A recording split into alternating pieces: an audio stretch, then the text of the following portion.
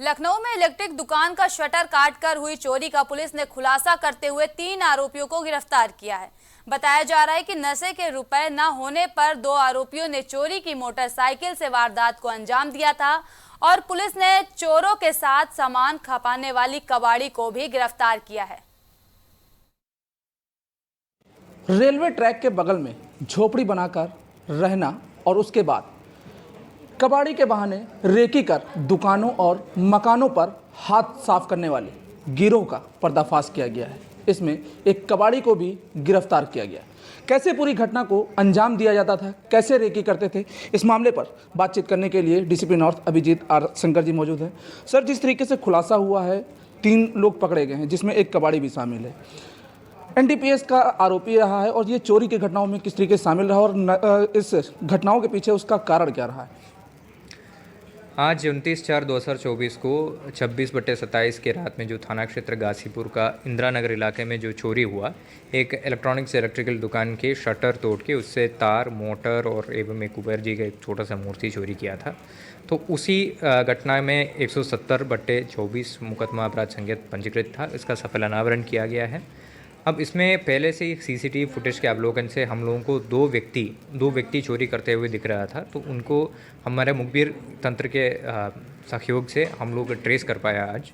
तो प्रस्तुत 2 व्यक्ति का नाम है ओम शंकर तिवारी पुत्र रामू एवं अजय कुमार पुत्र शिव कुमार। ये दोनों स्मैक या नशे के आदी है और नशे करने के लिए ये पैसा के लिए चोरी करता था।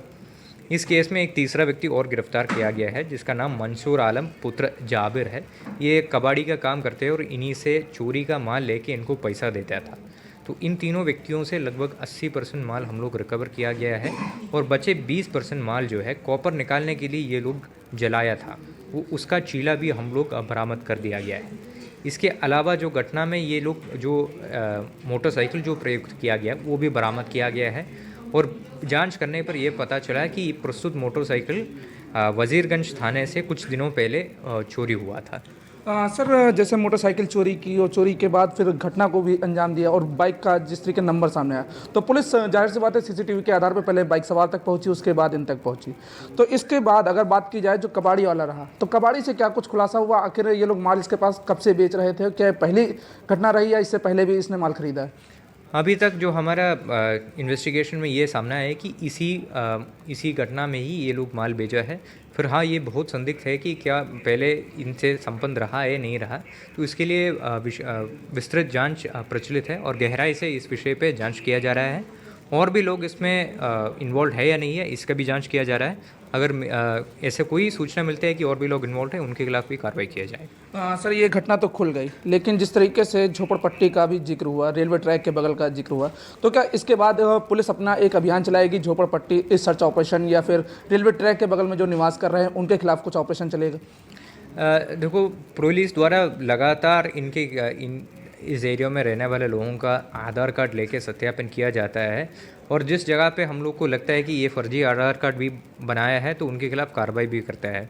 जैसे मैंने बोला, पुलिस के हमेशा दो प्रोंग अप्रोच रहता है कि स्टैटिक पुलिसिंग पार्ट और प्रोएक्टिव पुलिसिंग रहता है। प्रोएक्टिव पुलिसिंग के पार्ट में हम लोग प्रिवेंटिव तौर पे उनको वेरिफिकेशन करते हैं, क्राइम स्पॉट्स को चिन्हित करके वहीं पे प्रिवेंटिव पेट्रोलिंग करते हैं, लोगों को हम लोग एजुकेट करते हैं कि सिक्योरिटी के बारे में। तो बिल्कुल हम लोग नज़र रख रहे हैं और जैसे जैसे घटना होते हैं और अभियुक्त संज्ञान में आते हैं उनके खिलाफ बिल्कुल 100% कार्रवाई करते हैं। क्या इस मामले को नगर निगम से भी सहयोग लिया जाएगा? क्योंकि जो नाले के किनारे लोग रह रहे हैं, कुछ पार्कों में निवास कर रहे हैं झोपड़ी बनाकर, क्या नगर निगम से भी सहयोग लिया जाएगा? नगर निगम को भी नोटिस दी जाएगी कि वहाँ पर जो लोग बस रहे हैं आखिर कैसे बस रहे हैं, उन लोगों की इस पर कार्रवाई नहीं होती? जैसे मैंने बताया कि बहुत पहले भी हम लोग पुलिस द्वारा ये मुद्दा उठाया गया है। इसमें बहुत ज़्यादा चिट्ठियाँ भी भेजा गया है अलग अलग थाना क्षेत्रों में, अलग अलग बसे हुए इलीगल कॉलोनीज़ के बारे में, झोपड़पट्टी बारे में, और जहाँ पे संदिग्ध व्यक्ति और अपराधी रहता है इसके बारे में लगातार इन्फॉर्मेशन जो संबंधित गवर्नमेंट डिपार्टमेंट से उनके साथ भी शेयर किया जा रहा है। जी धन्यवाद सर बात करने के लिए।